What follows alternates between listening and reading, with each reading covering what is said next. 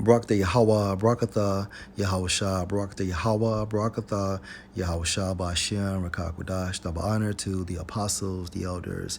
Salutations to you, sincere brothers, teaching in truth and in sincerity. This lesson will be entitled, "The Nations Are Mad." It's not talking about 1/3. Lord will, you are edified. All right, just came across a video, and you had a Great Millstone Camp, and a brother actually spoke and stated that, therefore, the nations are mad, referring to the scripture of Jeremiah 51 and verse 7. It's talking about 1/3 of our people, and he's going off. And also, brothers have to be careful in what they say. And if you don't know a particular scripture, ask an elder brother to come in and break it down.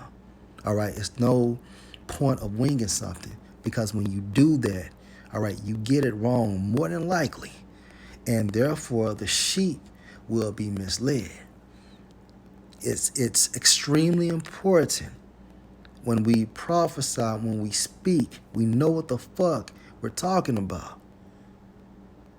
This is serious business. Jeremiah 51 and verse 7. Babylon have been a golden cup in the Lord Yahweh's hand. Babylon is what? Modern day America. Golden cup. All right? Golden means what? America has that top position in leading these other nations to sin. Cup in the Hebrew is symbolic for America's portion, America's lot, America's assignment. Babylon, modern day America, have been a golden cup in the Lord Yahweh's hand that made all the earth drunken. How so? Via its philosophies, going into America's influence, and therefore these other nations assimilate to the standard or mannerisms of America that made all the earth drunken. The nations have drunken of her wine, such as democracy, so-called Christianity, feminism, homosexuality, and so on and so forth. Therefore, the nations are mad. Why? Because the end result is what? It will not benefit them.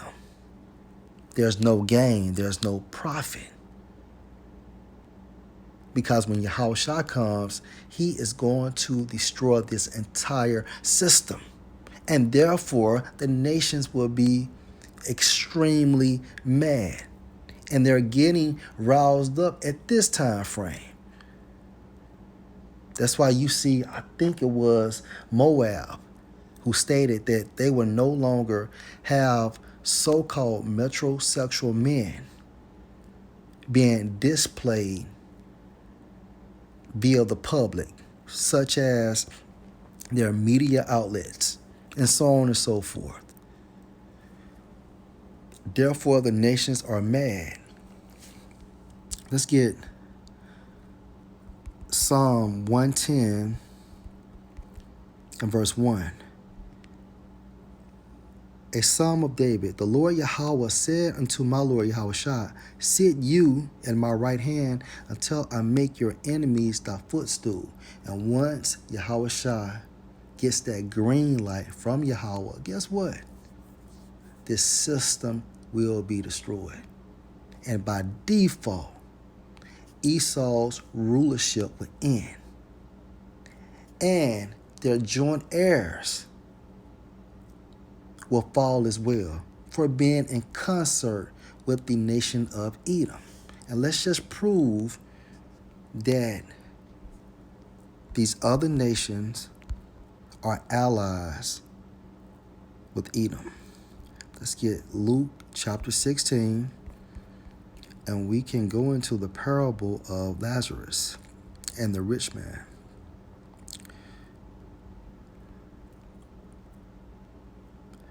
Luke 16:19, there was a certain rich man. Now, this rich man is a representation for the nobility of Edom.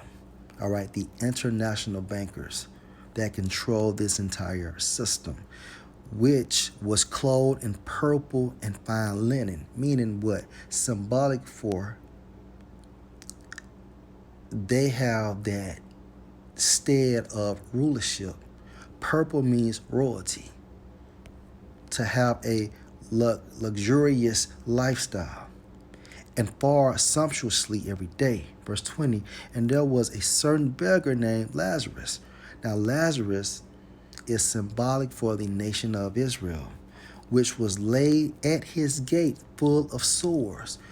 Full of sores is symbolic for the curses spoken of in Deuteronomy, the 28th chapter, beginning at the 16th verse on down.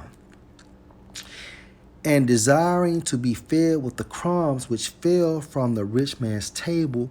Moreover, the dogs, these other nations, these heathen nations, came and licked his sores. Meaning what? They were allies with the nation of Edom and Esau's rulership at this present time. That's why you see so-called Chinese people, all right, having Chinese restaurants in Jake's neighborhoods and also selling weed in Jake's neighborhoods. All right, that's why you have Elam and Ishmael owning gas stations in Jake's neighborhood. All right, this is spiritually designed by Yahweh B'Shem Yahushua, and also support validity of the scriptures of how these other nations come over here and are able to establish a form of paradise within Esau's rulership.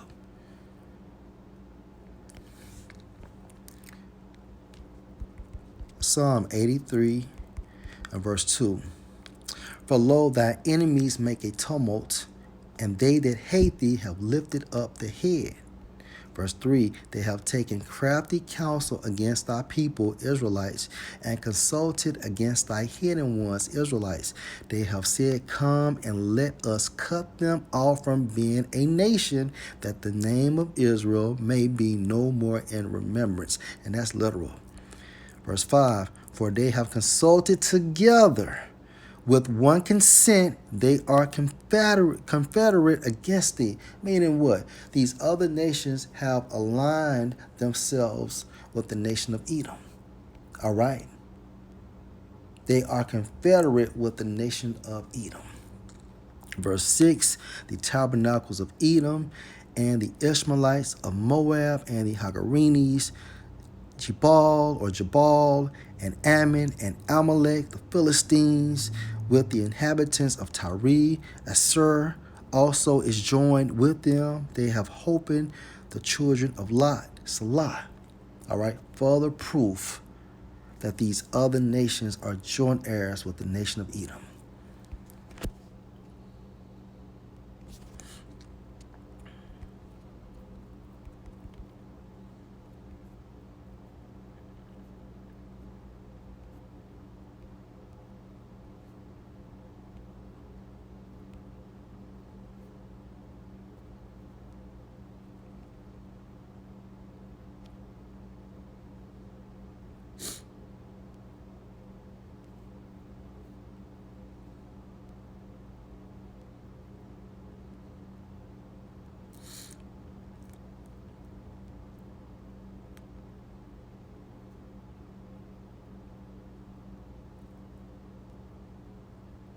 This is Lamentations 2 and 15.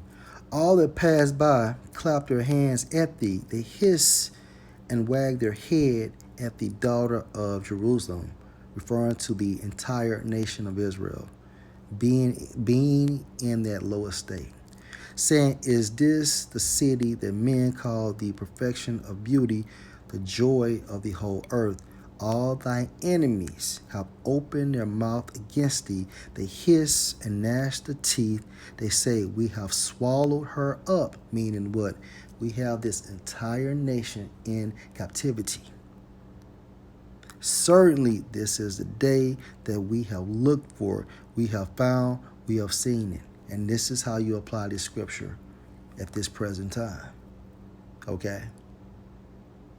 Now, the reason why Jeremiah was lamenting is because he's seen the destruction of our nation when the Most High utilized the Babylonian Empire to take us down, the southern kingdoms, okay, which also had a sprinkle of the northern kingdoms there as well.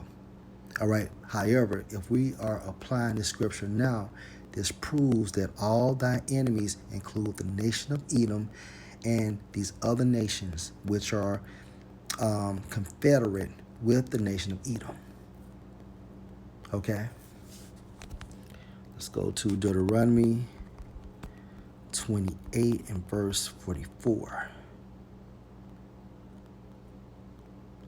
Let's start at verse 43. The stranger that is within thee shall get up above thee very high, and thou shalt come down very low. Now apply this scripture to this time frame right now. Look how high Esau has got. And guess what? It's his blessing. So Esau's blessing was designed for him to rule, which makes his blessing his heaven and our hell. And at the same time frame, you have these other nations, all right, that are joint heirs with Esau. The stranger that is within thee shall get up above thee very high, and thou shalt come down very low. Now compare Jake coming to the Americas, and look how Jake has to struggle. Now, when you see Elam and Ishmael come to America, they are productive. They come here to be doctors, researchers, scientists, and so on and so forth. Further proof that these curses, all right, is only activated upon the nation of Israel at this time frame. However, they are lifting. Why? Because we are towards the end of Esau's rulership.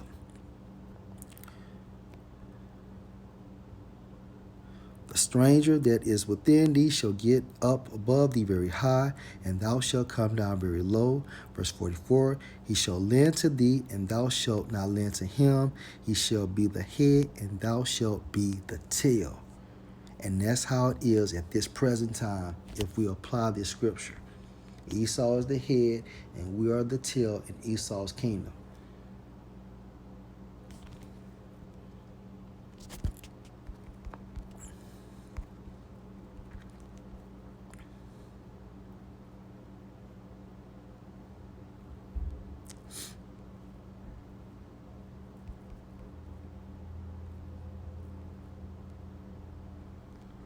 Jeremiah 51 and verse 7. Therefore the nations are mad, all right? Because the end result is they will no longer profit, all right?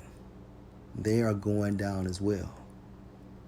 They will be subject to 1,000 years of hardcore slavery spoken of in Revelation, the book of Revelation. Therefore, the nations are mad. It's not talking about 1/3 of our people. All right? 1/3 of our people has nothing to do with the nations are mad. Lord will, you were edified. Shalom.